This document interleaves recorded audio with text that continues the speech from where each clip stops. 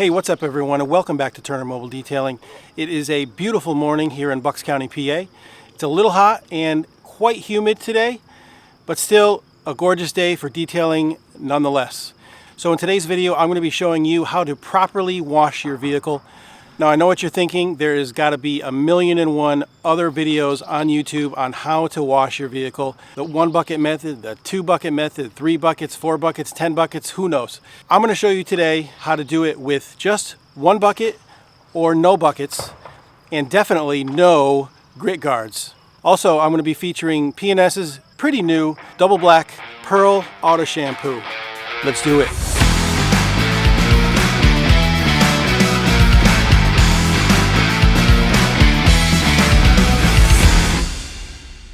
Now today I'm going to be showing you 2 ways to wash your vehicle. In my professional opinion and in my experience, what is the best and the safest, also the quickest and even most efficient way to wash your vehicle. I'm going to show you 2 different methods. The first, we're going to be using a foam cannon. Now if you don't have access to a foam cannon, I'm also going to be showing you a second way, that is just using your traditional wash bucket, sponge, or rags. Either way, whether you have a foam cannon and a pressure washer or you're just using your garden hose, the first thing you want to do is spray down your vehicle with a strong burst of water. But for the purposes of this demonstration today, I'm going to be using a power washer. And I'm also going to be using my turbo nozzle. Now I will be doing a separate review and demonstration on these turbo nozzles soon, which by the way, I absolutely love this thing. So stay tuned for that. But for now, let's get this Toyota Highlander behind me rinsed down.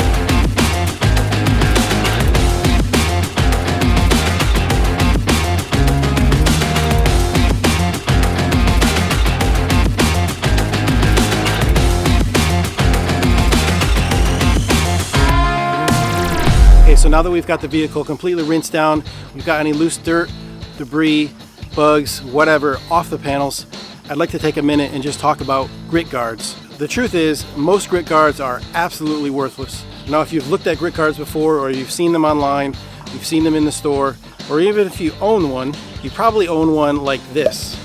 And as you can see, it's pretty porous. You can see straight through it when looking at it at a perpendicular angle.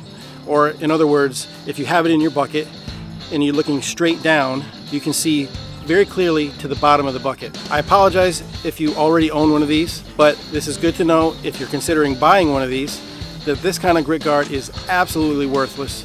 It's not going to stop any dirt, any gunk from kicking back up every time you stick your wash mitt or your wash sponge or your wash towel back in the water. It's pretty much just common sense. If you can see that much to what's underneath the grit guard, then what's really stopping it from being kicked back up into the rest of the bucket when you rinse off your wash mitt or wash sponge in the water? Now there are some better options out there on the market. For instance, Chemical Guys makes their Cyclone grit guard, and there is one from Detail Guards called Dirt Lock that is better. Now 2 things to consider with these 2 options, especially with the Chemical Guys Cyclone option, is that if you look close at the surface of the grit guard, this option does have a lot of tapering cones that go downward underneath the grit guard that funnel the dirt down through them underneath, so that the hole on top receives the dirt and then the hole on the bottom is much smaller to severely limit the amount of dirt that can get kicked back up. Now this is a pretty good design. However, the major flaw in this design is that if you look closely, look at all the flat surface that's on the top of the grit guard that's between the openings to those cones or funnels. That's a lot of flat space for dirt and junk to sit on, to not go anywhere, to just easily be kicked back up every time you put your wash mitt or wash sponge back in the water. And what's more, if you look even closer, there's a little lip or little ring right around the edge of each one of those cones, right around the top edge of each one of those cones. That further will prevent dirt and grime from going down into those cones and down underneath the grit guard, where potentially it can't be kicked back up. So even this design, while it's good in certain ways, it's still heavily flawed. Now with the detail guards option, this is probably your best option if you are intent on buying a grit guard for your wash bucket. It's got very small slits on the bottom of each channel so that it can receive the dirt down underneath the grit guard, but yet it'd be very difficult for grit to pop back up above the grit guard. And there's certain tests online. You can watch the video on the Amazon page for this product, which I will link below. So again, if you are intent on buying a grit guard, this is probably your best option. However, the methods I'm going to show you today, the two different methods, really involve no grit guards. For me personally, I don't even have one with me today to show you because I don't use them. I think they're a waste of time, they're a waste of money, and they are not 100% safe for your vehicle's paint. So the methods I'm going to show you today are 100% safe for your vehicle.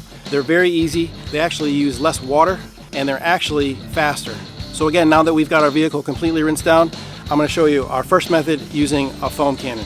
So again, we're going to be using Pearl Auto Shampoo from P&S. There's really no dilution instructions for a foam cannon on the back of the bottle, but this is a 8-ounce cup, and I put 8 ounces of solution in my MTM foam cannon. So we've got about 24 ounces of water to 8 ounces of Pearl Auto Shampoo. Now this first method involves just 1, maybe 2 microfiber towels, and it's very similar to a rinseless wash method. We're going to be using each side of the towel and then flip it over and so on and so forth, and keep flipping it, keep folding it to clean sides, so you always have a clean side of the towel to work with. But the first thing we need to do is get this thing saturated with soap.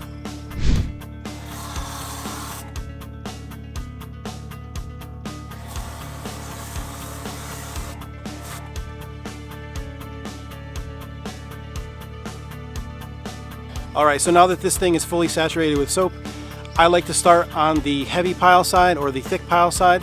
I'm going to foam down one section at a time. In this case, we're working in the shade, so I'm going to foam the whole side of the vehicle, and then I'm going to wash it down, and then about halfway through, I'm going to flip it over to a clean side. I think P&S's Pearl performed adequately. I would have liked to see a little bit more foaming action with 8 ounces of soap mixed into only 24 ounces of water, but it foamed adequately and it cleaned adequately, and it provides an adequate amount of slickness on the panel while doing a contact wash. Make sure to be on the lookout though for one of my upcoming videos where I do a full review of Pearl, and I put it up against Chemical Guy's Citrus Washing Gloss. The results may surprise you. Make sure you subscribe to our channel so you don't miss it.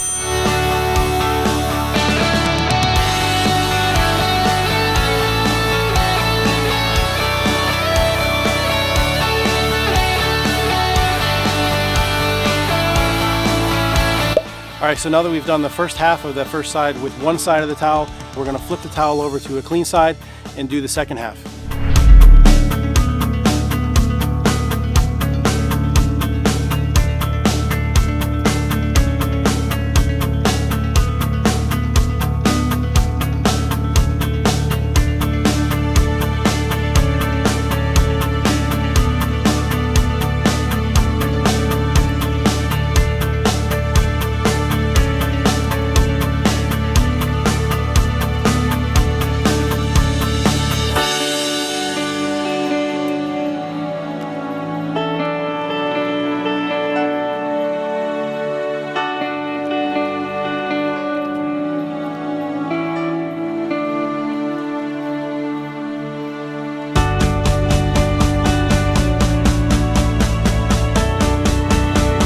Okay, so now that we've done one section of the vehicle, we're going to go ahead and rinse it down.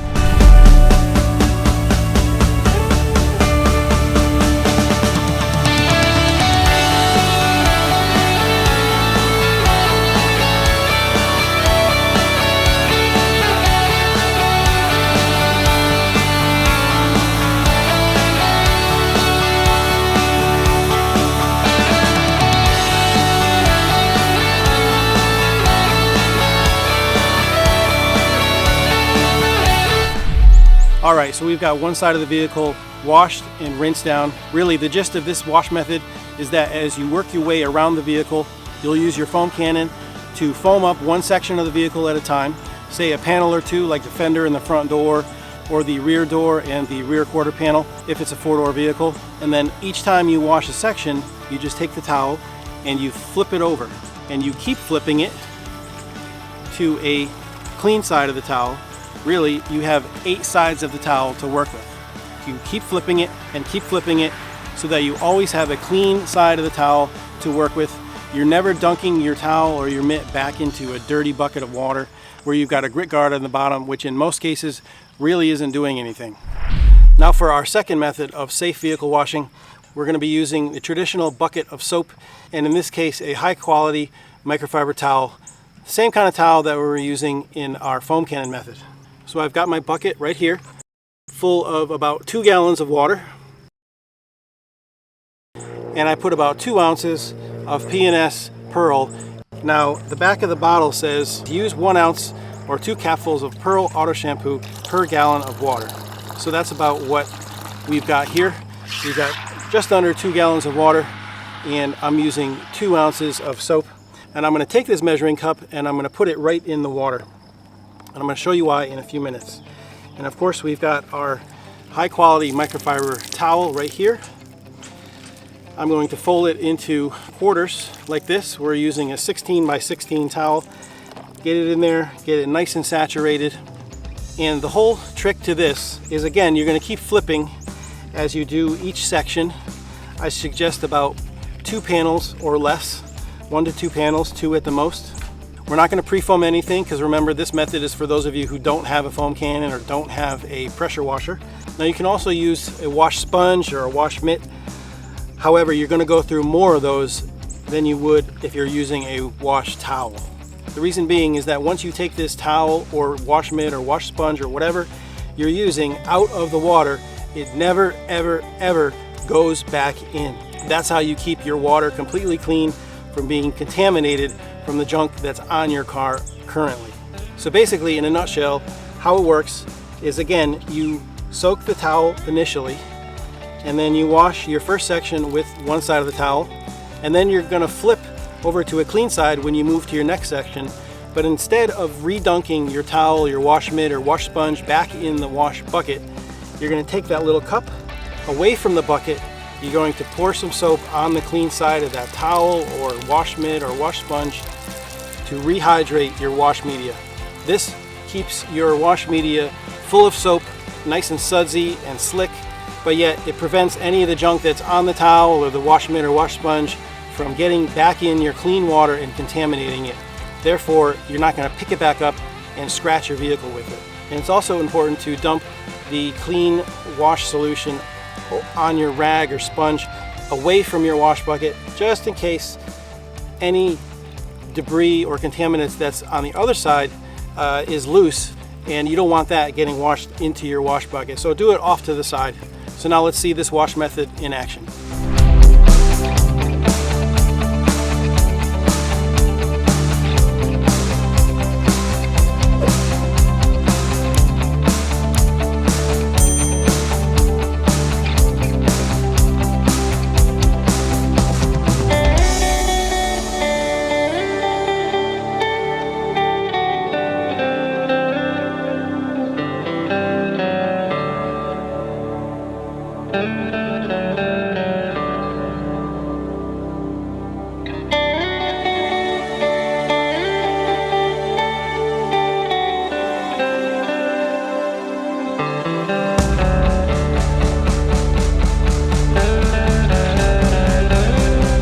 And as we move to the next section, we make sure we flip the towel over to a clean side.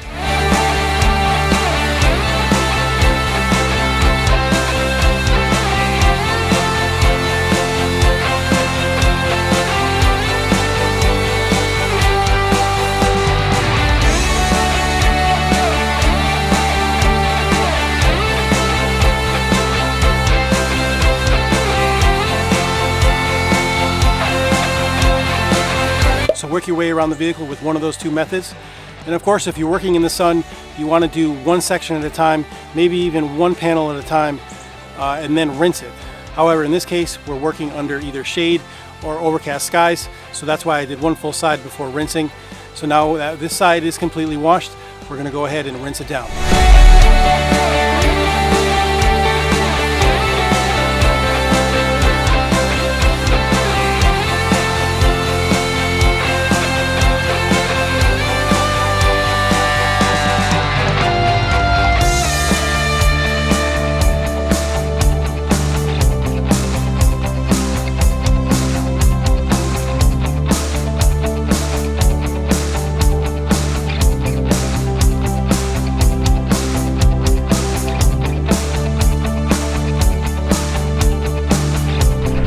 So now that you've watched my methods of safely washing your vehicle, feel free to go ahead and throw those grit guards away.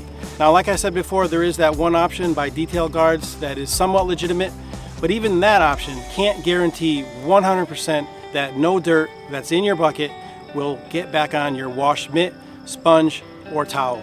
This method I've been using for a long time. I've washed hundreds of cars using it. It's never let me down. I've never had a problem with scratches or swirls using it. As long as you follow the method properly, you'll have no problems, and you'll keep your wash bucket, if you're using one, nice and clean. The one other thing that I would recommend, that if you're using a wash mitt or a wash sponge where you can't just keep flipping to a clean side, use multiple mitts or sponges. And if you don't have multiple mitts or sponges on hand, you can rinse them out, although that does take more time and it's not 100% guaranteed to leave you with a fully clean surface. It is better than dunking it back into a dirt-ridden bucket of soapy water. One method I found helpful is if you put the mitt or sponge underneath the windshield wiper to pin it down and then spray it down with your power washer or with your hose. That's a good way to rinse it down so that it doesn't blow out of your hand and land on the ground. Another note is that if you're using the wash towel method where you keep flipping to a clean side, you have 8 sides altogether.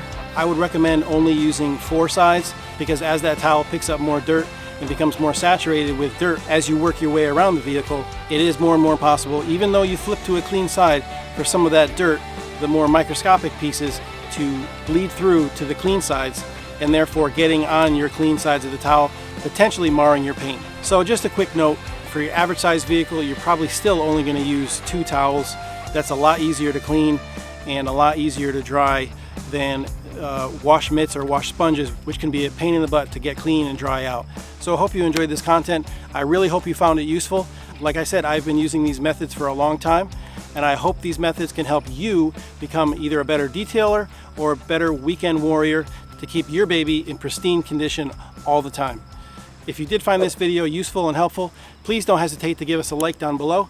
And if you haven't already, please consider subscribing to our channel so you don't miss any future auto detailing content just like this. As always, I'm Seth with Turner Mobile Detailing, and we'll see you in the next video.